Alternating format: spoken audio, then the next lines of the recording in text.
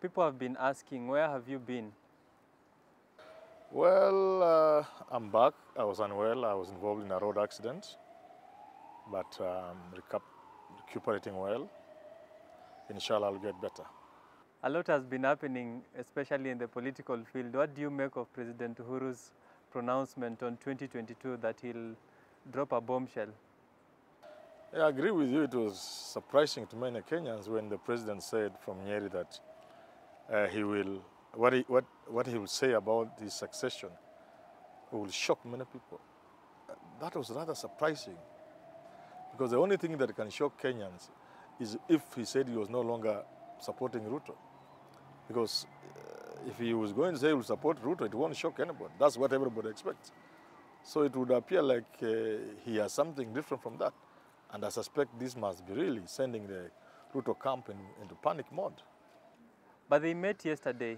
What do you make of it? Ruto, Raila, and Uhuru. Raila. Again, surprises again yesterday, after attending the funeral service of the late Jane Kiano. Ruto hosted him for lunch. Maybe it was just lunch. You know, it is within walking distance of the church.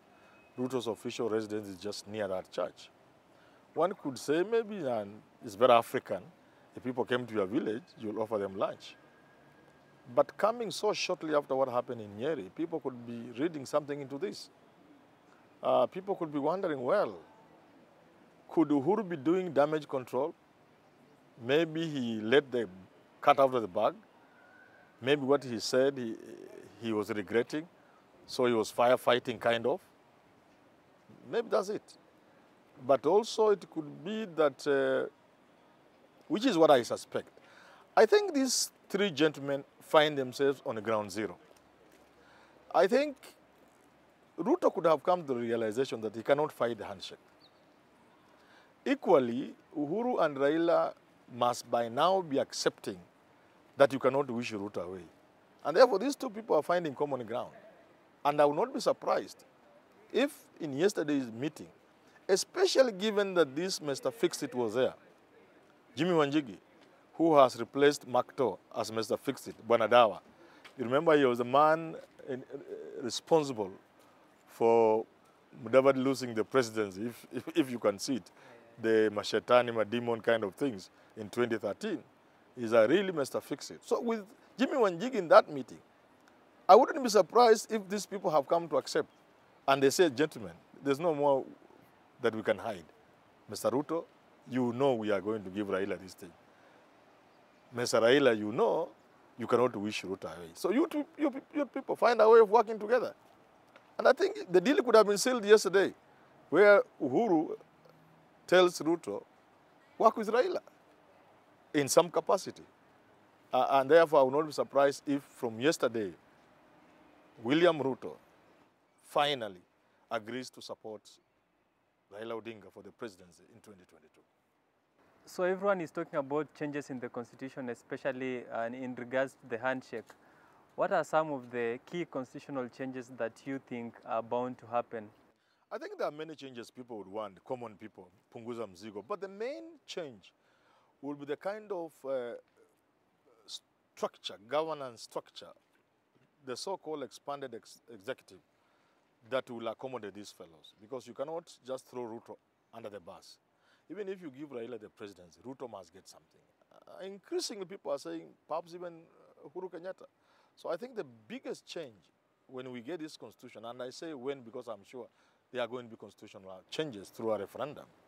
When this referendum goes through, I think the biggest change is going to be on the structure of government, where we are likely to have a prime minister and two deputies and so on. A lot has been happening on the economic front. What do you make of the Kenyan-Chinese relationship, especially on the fish saga? The fish saga. Yeah, of course, everybody is wondering, surely, China, are they not, why can't they count their blessings even? Why can't they say, thank God, you have given us Africa to do big business? China brings goods worth 390 billion into Kenya.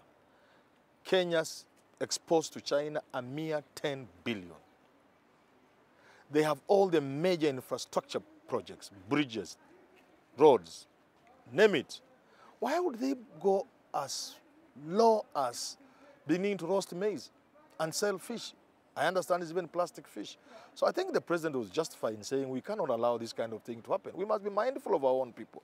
We cannot allow Chinese people to do all manner of small things.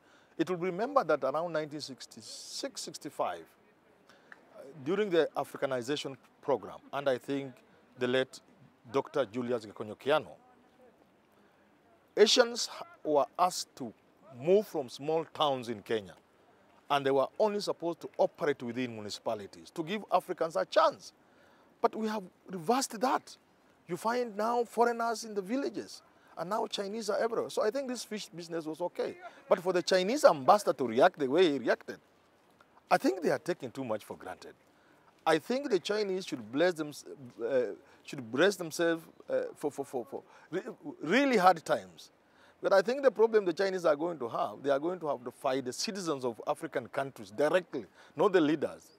They could get the leaders, they could compromise the leaders, but the citizens of these countries in Africa will say no. And they are going to have a rough time. So this fish saga, I think the Chinese ambassador owes Kenya an apology, really. Finally, what is your take on 2022? I think 2022 is a done deal. I think if you ask me, 2022 is a done deal. Uhuru, Raila, and Ruto must now have agreed, and they have sorted out the question of 2022. What remains is for Ruto and Uhuru, and to a lesser extent Raila Odinga, to convince their followers and their colleagues, fellow politicians, that this is the deal we have. It may take time, but I think it will come sooner than many people expect.